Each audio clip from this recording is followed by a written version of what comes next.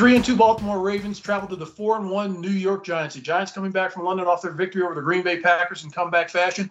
And Baltimore victory over Cincinnati at home was a close one, but they got it done. The wild card in this game is going to be Justin Tucker, the kicker for Baltimore.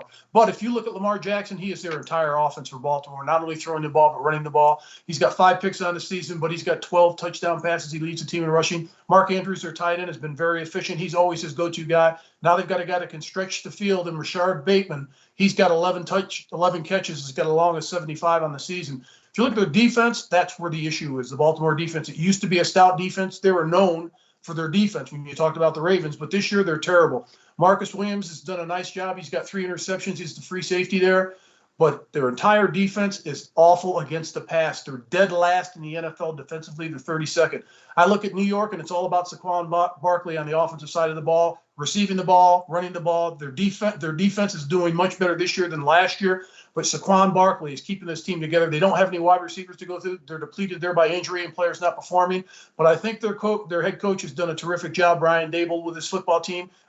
To get them to be 4-1 and competitive at this point, Baltimore is giving 5 points on the road to the 4-1 New York Giants, Coach. Well, I thought their game last week of Baltimore versus the Bengals was really a great game. And it was a last-minute drive down the field led by Lamar Jackson. Yep. And he did it all. He threw the ball. He ran the ball. I don't know why the defense didn't just focus on Lamar Jackson. Forget about the running back. They would have ended up winning the game, but they did. Lamar Jackson is really unbelievable. I mean, he's very unique, Mark. You don't see many people in your lifetime like him.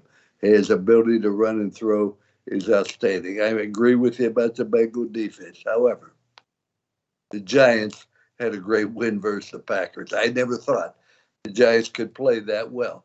And you mentioned the running back, Saquon Barkley. He just does everything, run, catch, but what a great runner. However, Daniel Jones played better than I've ever seen him. He ran the ball very well, and he's best when he scrambles. He's best when he gets involved with the running game as well as throwing the ball. The adrenaline seems to flow on him. There's no receiver on the Giants market. Now, once again, has more than 12 receptions this year, and we're already 5 games in. That means their leading receiver is averaging 2 receptions a game. That just doesn't do it. But Daniel Jones has 3 touchdowns, but also 2 interceptions. He runs a lot. He doesn't run great, but he is very, very productive. I think they held the Packers to 317 yards. That's very, very impressive. Despite that, I think that Baltimore wins this football game 26 to the Giants 24. One wild card in this game, Coach, is Don Martindale, the defensive coordinator for the Giants. He was previously with the Ravens for a lot of years. This is his 18th year in the NFL coaching. He knows how to control Lamar Jackson. He should, because he's seen him every day in practice. But I still like Baltimore lighting them up. Their pass defense is pretty good for the Giants. They're third in the NFL. But I got Baltimore not only winning but covering this game. I got Baltimore winning this game 32-24.